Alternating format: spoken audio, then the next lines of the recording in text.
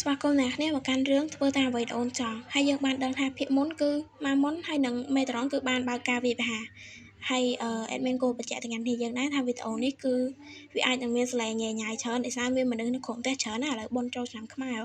ណាគេជួបជុំគ្នាហើយ admin នេះអូចិត្តស្រែនេះធ្វើពេលយកបတ်ការទេសារវារៀងវែងមានត្រូវដាក់ថ្ងៃពាក់កណ្ដាលយកពាក់កណ្ដាលអញ្ចឹងទៅចឹងទេធ្វើឲ្យគ្នាយើងមើលអត់ទាន់ទេអញ្ចឹងថាកុំឲ្យ admin បោបាច់តប៉ែឡាយលោច្រើនពេកតោះយើងចូលទៅកាន់វីដេអូយើងហ្មងទៅបើក្បាលភាគនេះមកយើងឃើញថាច្បាប់ទាំងអស់ហ្នឹងគឺនៅតែបន្តធ្វើការវាយប្រហារទៅកាន់មេតារ៉ុនហើយមេតារ៉ុនក៏បានគិតដែរថាខណៈពេលដែលគាត់កំពុងតែអានការចងចាំរបស់ម៉ាមុនហ្នឹងម៉ាមុនក៏បានអានការចងចាំរបស់គាត់ដែរហើយគាត់ក៏បានគិតថាវាងាយពេកសម្រាប់គេក្នុងការប្រើ skill ដូចគាត់ដែរចឹងណាហេតុអីបើគេចេះប្រើ skill ដូចគាត់ហើយប្រើបានយ៉ាងងាយទៀតអាហ្នឹងប្រៀបបានដូចជាគាត់នឹងចេះ copy ability ចឹងឬក៏មាន ability របស់មេតារ៉ុនស្រាប់ក៏អត់យើងអត់ដឹងដែរគិតរួចក៏បានស្ទុះចូលទៅចាក់ម៉ាមុនហើយគាត់ក៏គិតថាគាត់អាចចាត់ការម៉ាមុនបានហើយគាត់ក៏បាននិយាយលាទៅកាន់គេហើយក៏បានចាក់ចូលទៅកាន់បេះដូងរបស់គេប៉ុន្តែពេលនោះគាត់បានភ្ញាក់ផ្អើលខ្លាំងមែនទែនដោយសារម៉ាមុនគឺបានចាប់នៅផ្លែដាវរបស់គាត់ហើយគាត់ក៏បានឃើញថាផ្លែដាវរបស់គាត់ក៏បានប្រែផងដែរពេលនោះគាត់ភ្ញាក់ផ្អើលមែនទែនដែលឃើញថារូបរាងរបស់ម៉ាមុនបានបែកទៅជាអំបែងកញ្ចក់ហើយលេចចេញនៅរូបរាងរបស់គាត់ចេញមកគាត់បានគិតថាតែនេះវាមិនមែនជាថាមពលរបស់គាត់ទេមែនហើយក៏បា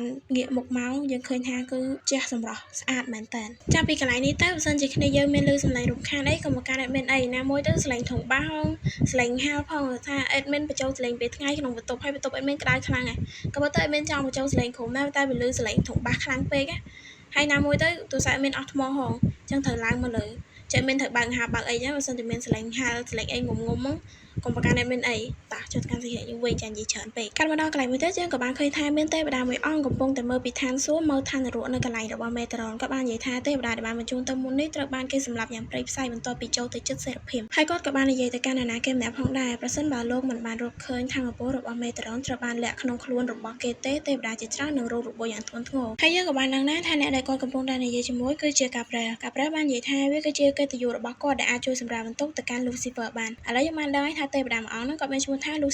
Lucifer បានទៅសារទៅកាន់ Gabriel ថាគឺជាក្មេងឆ្លាតហើយគាត់ក៏បាននិយាយថាគាត់សង្ឃឹមថា Gabriel ហ្នឹងនឹងពេញចិត្តនឹងអំណោយរបស់គាត់ឃើញមកហើយមិនដែរអ្នកគ្នាស្អាតទេស្អាតចាញ់កូនខ្ញុំទេស្អាតចាញ់ម៉ាមុនស្អាតជាងយើងក៏មើលពីរងច្រើនពេកបុគ្គលអត់ល្បីយើងកាត់មកកន្លែងឋាននរកវិញយើងបានឃើញថាមេតារ៉ុនពេលនេះគឺគាត់ប្រៀបបានដូចជាស្លាប់អញ្ចឹងគាត់មានរបួសច្រើនកន្លែងខ្លាំងមែនតើហើយច្បាក់ក៏បានរួមរត់ចងគាត់ផងដែរច្បាក់នេះមើលទៅដូចច្បាក់រោគចិត្តចឹងអ្នកគ្នាយើងបានដឹងថាម៉ាមុនមិនត្រឹមតែមាន skill ដូចមេតារ៉ុនទេគាត់អាចបំលែង skill របស់គាត់ចេញជារូបរាងមេតារ៉ុនហើយមកសម្រាប់មេតារ៉ុនទៀតផងនៅលើខ្លួនរបស់ម៉ាមុនគឺមានការរង្គើនោះគឺជាកូនពស់ឆ្អឹងដែលបានវាចេញមកហើយពេលឃើញមេតារ៉ុនរងរបួសចឹងគាត់គឺពិតជាភ័យមែនតើក៏ព្យាយាមទៅដើរម៉ាមុនឲ្យភ្ញាក់ឡើងប៉ុន្តែម៉ាមុនគឺគ្មានកម្រើកអ្វីទាំងអស់កូនពស់ហ្នឹងភ័យខ្លាំងណាស់យំផងអីផងបន្ទាប់ពីឃើញដាវរបស់មេតារ៉ុនគាត់ក៏បានទៅរុំដាវនឹងលើកឡើងគាត់ព្យាយាមកាត់ផ្ដាច់កខ្លួនឯងប៉ុន្តែគាត់ហាក់បីដូចជារៀងភ័យខ្លាចនៅពេលវាសម្រេចចិត្តហើយវាក៏បានផ្ដាច់ក្បាលវានៅផ្លែដាវនោះកាន់មកកាន់ម៉ាមុនវិញគាត់ដូចជាកំពុងតែសុបិនឃើញមេតារ៉ុនចឹងហើយក្នុងសុបិននោះគាត់គឺនៅតែហៅឈ្មោះមេតារ៉ុនអត់ត្រូវហៅចេញតការទៀតអីហើយមេតារ៉ុនក៏បានដើរចាក់ចេញទៅ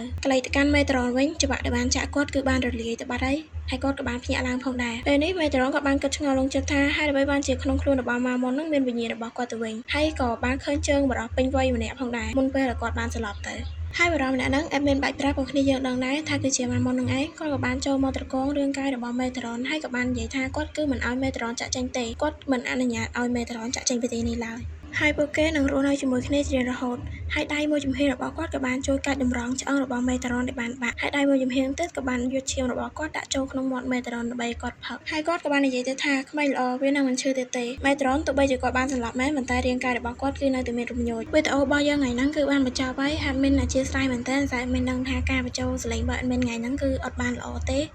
វាមានសលេងរំខានហងឲ្យមានដាក់ហាលហងអីហង